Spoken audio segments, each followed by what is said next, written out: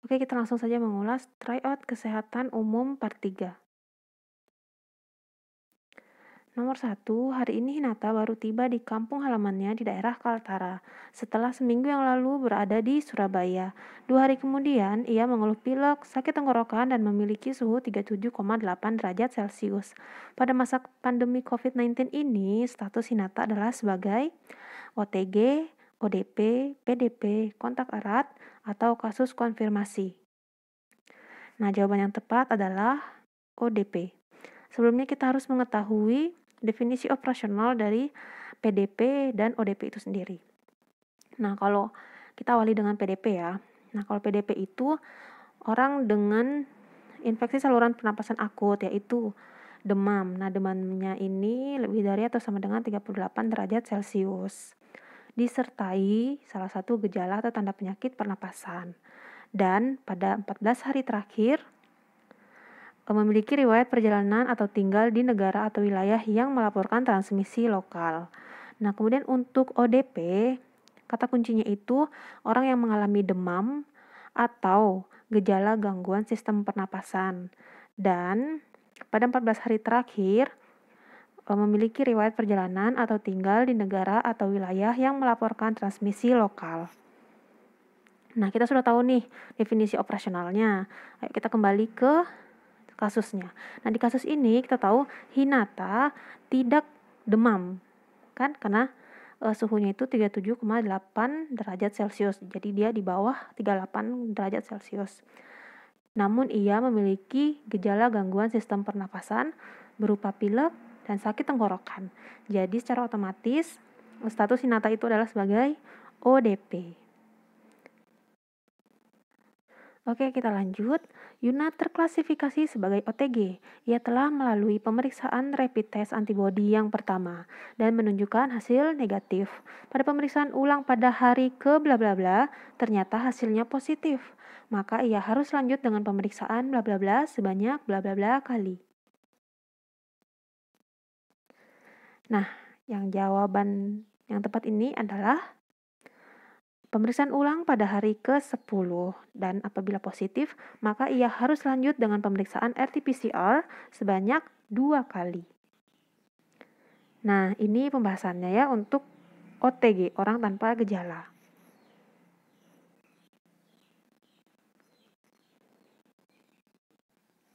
Nah, lanjut soal.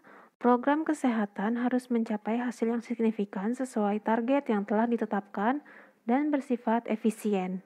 Nah, ini terkandung dalam nilai-nilai Kemenkes RI yang bernama A. Responsif, B. Prorakyat, C. Inklusif, D. Efektif, E. Kontradiksi. Yang tepat adalah D. Efektif. Next, di suatu pemukiman padat penduduk di desa A, puskesmas setempat bersama pemerintah berupaya menjalankan program jamban sehat. Jenis jamban yang dianjurkan untuk mencegah penyebaran bau dan penularan berbagai penyakit adalah yang mana? Jawaban yang tepat adalah E. Water Shield Latrine. Nah, berikut gambar-gambarnya. Kita lanjut. Hari ini Hinata baru tiba di kampung halamannya di daerah Kaltara setelah seminggu yang lalu berada di Surabaya. 2 hari kemudian ia mengeluh pilek, sakit tenggorokan, dan memiliki suhu 38 derajat Celcius. Oleh karena itu, Hinata harus karantina. Siapakah yang melakukan pengawasan saat ia di karantina? A. Perawat, B. Relawan, C. Babin Kaptipnas, D. Babinsa, E. Benar semua. Yang tepat adalah benar semua. Di sini ada tabelnya kegiatan karantina sesuai kondisi dan status pasien. Nah, untuk PDP itu dia tempatnya di rumah sendiri atau fasilitas sendiri, karantinanya di sana ya. Terus pengawasannya dilakukan oleh dokter, perawat, Babin Kaptipnas, Babinsa, dan atau relawan. Next, Program Indonesia Sehat adalah program utama pembangunan kesehatan yang pencapaiannya termasuk dalam rencana strategis Kementerian Kesehatan yang memiliki 3 pilar utama. Strategi manakah yang mendukung pilar pelaksanaan jaminan kesehatan nasional? A. Peningkatan akses pada FKTP. B. Perluasan sasaran dan manfaat JKN. C. Penguatan upaya promotif dan preventif. D. Optimalisasi sistem rujukan. E. Peningkatan pembangunan infrastruktur kesehatan. Yang tepat adalah perluasan sasaran dan manfaat JKN. Nah, di sini ada 3 pilar utamanya, yaitu penerapan paradigma sehat, penguatan pelayanan kesehatan, dan pelaksanaan jaminan kesehatan nasional atau JKN. Nah, untuk pelaksanaan JKN dilakukan dengan strategi perluasan sasaran dan manfaat, serta kendali mutu dan biaya. Soal selanjutnya, seorang dokter ingin memberikan penyuluhan tentang penyakit defisiensi zat besi pada ibu hamil di desa X karena prevalensinya cukup besar di sana. Padahal masyarakat setempat bercocok tanam tanaman yang kaya akan sumber zat besi seperti bayam dan sayuran hijau lainnya. Mayoritas penduduk desa berpendidikan rendah. Media penyuluhan yang tepat adalah A. Benda tiruan, B. Buklet, C. Poster, D. Film, E. Benda asli. Nah, jawaban yang tepat adalah benda asli. Selanjutnya, hari ini Hinata baru tiba di kampung halamannya di daerah Kaltara. Setelah seminggu yang lalu berada di Surabaya. 2 hari kemudian, ia mengeluh pilek, sakit tenggorokan, dan memiliki suhu 38,2 derajat Celcius. Pada masa pandemi COVID-19 ini, status Hinata adalah sebagai OTG, ODP, PDP, kontak erat, atau kasus konfirmasi. Nah, yang mana? Jawaban yang tepat adalah PDP. Kembali lagi kita ke definisi operasional. Kita tahu bahwa Hinata itu memiliki suhu lebih dari 38 derajat Celcius, jadi dia tergolong demam. Kemudian disertai gejala gangguan sistem pernapasan berupa pilek dan sakit tenggorokan. Jadi, status Hinata adalah sebagai PDP. Next, Anda adalah kepala puskesmas pada Kelurahan X. Dilaporkan terdapat seorang warga Kelurahan X tersebut dirawat di rumah sakit karena demam berdarah dengue. Tindakan apakah yang Anda lakukan? A. Melakukan fogging fokus pada 100 rumah di sekitarnya dan melakukan penyuluhan 3M dan penggunaan kelambu serta insektisida. B. Melakukan abatisasi pada rumah pasien. C. Melakukan penemuan kasus dan pemeriksaan jentik. Jika ditemukan 3 kasus, dilakukan fogging fokus. D. Melakukan pemeriksaan jentik berkala. Jika ditemukan 4 pada 10 rumah, dilakukan fogging fokus. E. Memanfaatkan kader untuk melakukan fogging fokus dan penyuluhan 3M+. Jawaban yang tepat adalah C. Melakukan penemuan kasus dan pemeriksaan jentik. Jika ditemukan 3 kasus, dilakukan fogging fokus. Next, indikator partisipasi masyarakat dalam program perbaikan gizi dinilai dengan A. Jumlah balita yang mengalami kenaikan BB, jumlah balita yang ditimbang. B. Jumlah balita yang ditimbang per jumlah seluruh balita. C. Jumlah balita yang mengalami kenaikan BB per jumlah seluruh balita. D. Jumlah balita yang ditimbang per jumlah balita yang memiliki KMS. E. Jumlah balita yang mengalami kenaikan BB per jumlah balita yang mempunyai KMS. Nah, indikator partisipasi masyarakat dinilai dengan B. Jumlah balita yang ditimbang per jumlah seluruh balita. Nah, di sini dalam stabilo hijau itu partisipasi masyarakat merupakan D per S. Selanjutnya, terdapat 3 pemetaan indikator TPB Indonesia, yaitu indikator nasional yang sesuai dengan indikator global, indikator nasional sebagai proksi indikator global, dan indikator nasional sebagai tambahan indikator global.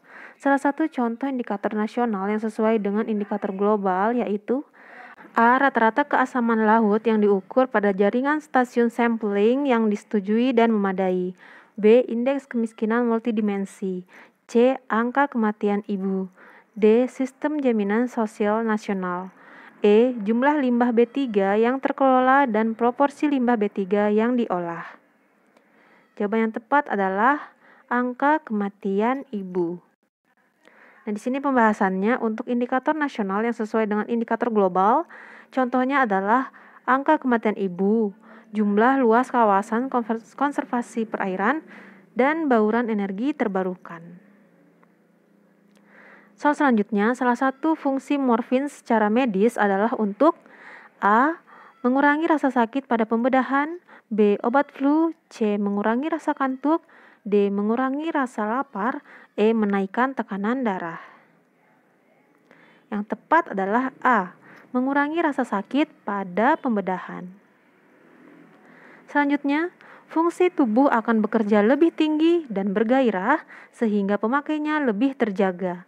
Kerja organ tentu menjadi lebih berat, dan jika si pemakai tidak menggunakan obat-obatan tersebut, maka badan menjadi lemah.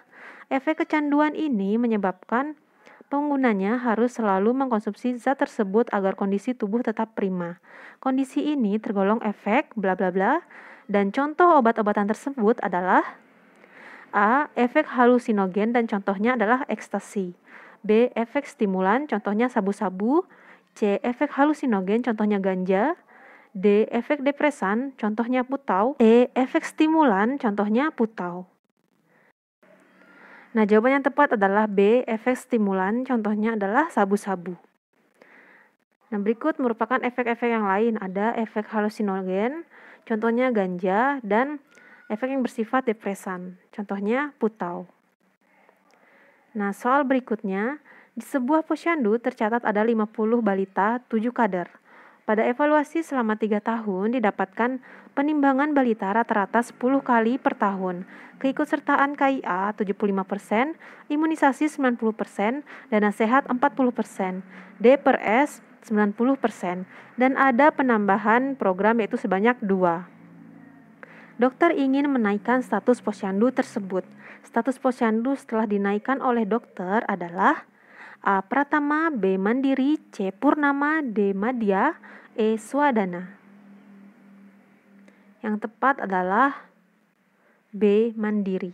Jadi, setelah dinaikkan status posyandu tersebut akan menjadi posyandu mandiri. Nah, yang sebelumnya ini yang ada KIA 75%, dana sehat 40%, D per S 90% itu merupakan kriteria dari posyandu purnama. Nah, berikut tabelnya dengan beberapa indikator dan pencapaian persenannya.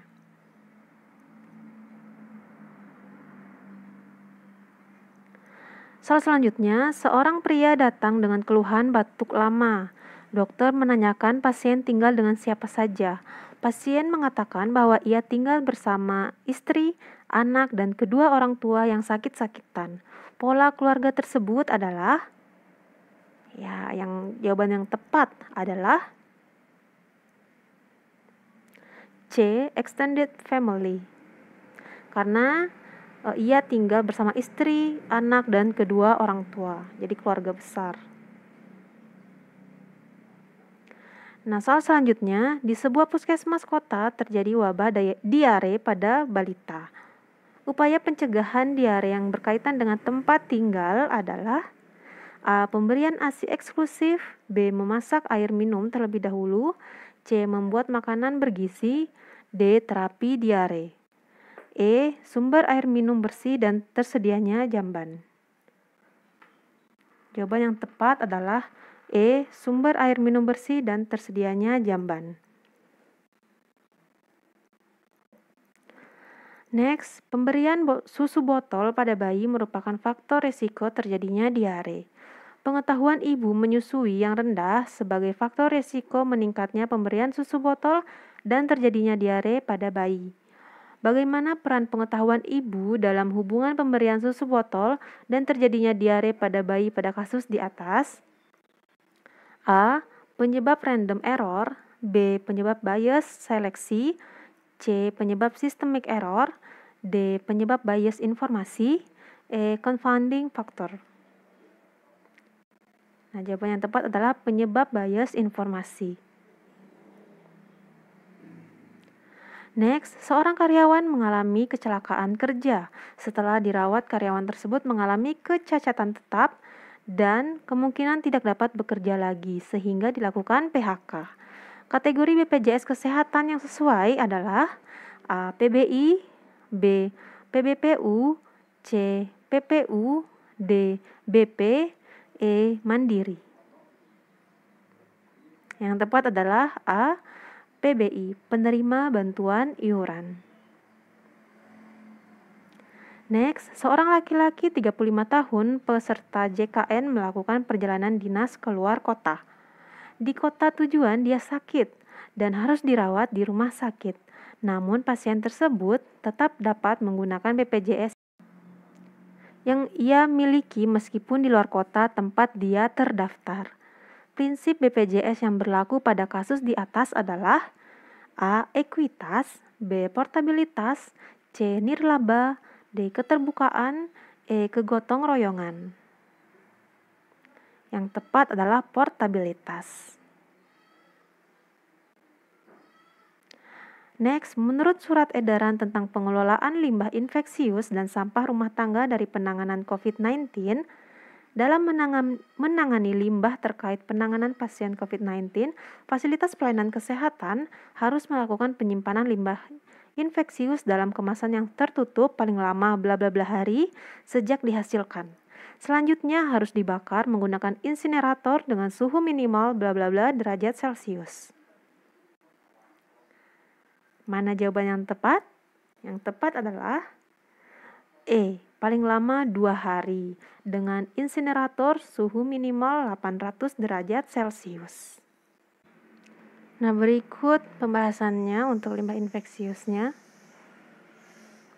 Kita lanjut ke soal. Berdasarkan Permenkes RI nomor 44 tahun 2019, tanaman genus cannabis dan semua bagian dari tanamannya termasuk dalam A. Psikotropika golongan 1, B. Narkoba golongan 1, C. Psikotropika golongan 2, D. Narkotika golongan 2, E. Narkotika golongan 3. Yang tepat adalah narkotika golongan 1. Nah, dimana kita tahu bahwa tanaman ganja, semua tanaman genus cannabis, dan semua bagian dari tanaman termasuk biji, buah, jerami, hasil olahan tanaman ganja atau bagian tanaman ganja itu termasuk damar ganja dan hasis itu termasuk dalam narkotika golongan 1. Soal selanjutnya, seorang dokter puskesmas mengidentifikasi kasus anemia pada ibu hamil di daerahnya. Kemudian dokter tersebut berencana melakukan penyuluhan mengenai pengenalan anemia dan tindakan penanggulangannya. Nah, sasaran primer penyuluhan tersebut adalah ada pilihan A sampai E. Jawaban yang tepat adalah E, ibu hamil. Next, hari ini Hinata baru tiba di kampung halamannya di daerah Kaltara setelah seminggu yang lalu berada di Surabaya. 2 hari kemudian ia mengeluh pilek, sakit tenggorokan, dan suhunya 38 derajat Celcius. Pada masa pandemi COVID-19 ini, apa yang harus dilakukan Hinata? A. Mengunjungi kerabat di kampung halaman. B. Karantina di fasilitas khusus. C. Karantina di rumah sakit darurat COVID-19. D. Karantina di rumah sakit. E. Karantina di rumah. Nah, Hinata ini termasuk ke dalam PDP ya. Jadi ia harus karantina di rumah. Nah, berikut tabelnya. Hinata termasuk PDP.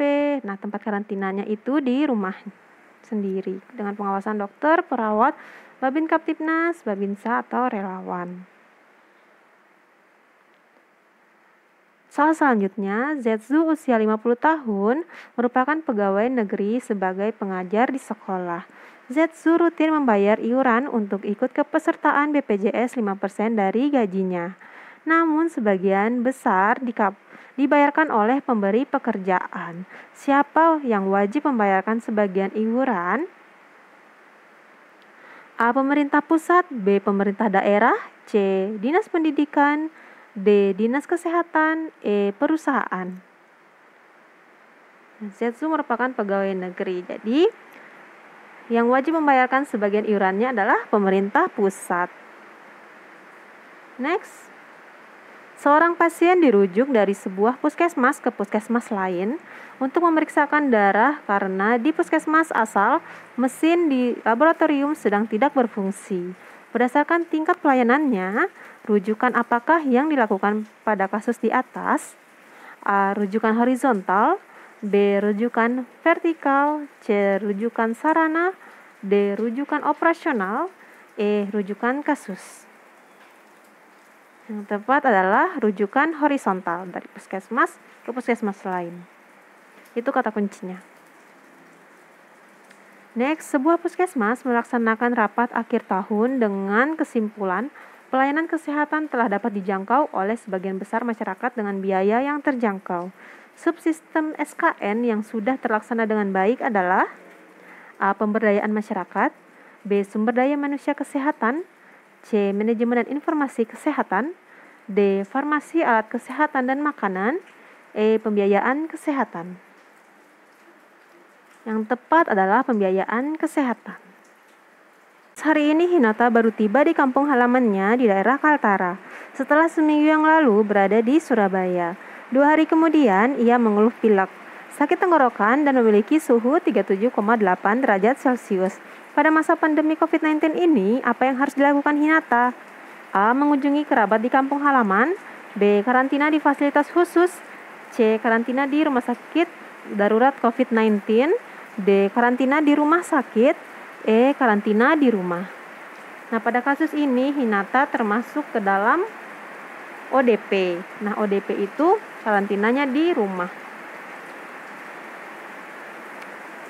Next, tanggal 8 Mei memperingati hari A. Hari Thalassemia Sedunia dan Hari Lanjut Usia Nasional, B. Hari DBD dan Hari Palang Merah Sedunia, C. Hari Malaria dan Hari DBD, D. Hari Thalassemia Sedunia dan Hari Palang Merah, E. Hari Malaria dan Hari Lanjut Usia Nasional. Jawaban yang tepat adalah D. Hari Thalassemia Sedunia dan Hari Palang Merah Sedunia. Next, pil koplo termasuk ke dalam golongan psikotropika ke A1, B2, C3, D4, E5. Jawaban yang tepat adalah keempat. Nah, psikotropika golongan keempat memiliki resiko kecanduan yang kecil dibandingkan dengan yang lain. Namun tetap saja jika pemakaiannya tidak mendapat pengawasan dokter, bisa menimbulkan efek samping yang berbahaya termasuk kematian. Nah, contohnya itu seperti Lexotan, pil koplo, sedatif atau obat penenang, hipnotika atau obat tidur, diazepam, nitrazepam, dan masih banyak zat lainnya yang totalnya ada 60 jenis. Next, hasil pengkajian perawat di suatu RW didapatkan 12 dari 30 lansia menderita hipertensi. Berdasarkan hasil wawancara, lansia mengatakan sudah mengetahui tentang penyakitnya, tetapi sulit untuk mematuhi perawatannya. Selanjutnya, perawat bermaksud memberikan informasi tentang perawatan penyakit hipertensi dengan metode diskusi. Apakah nama level pencegahan yang dilakukan oleh perawat di atas? A. Primer prevention, B. Tertiary prevention, C. Proses kelompok, D. Tindakan mandiri, E. Secondary prevention. Jawaban yang tepat adalah primer prevention, karena yang ditanyakan adalah nama level pencegahan yang dilakukan oleh perawat. Nah, perawat itu bermaksud memberikan informasi, jadi secara otomatis masuk ke primer prevention. That's all kawan-kawan, terima kasih.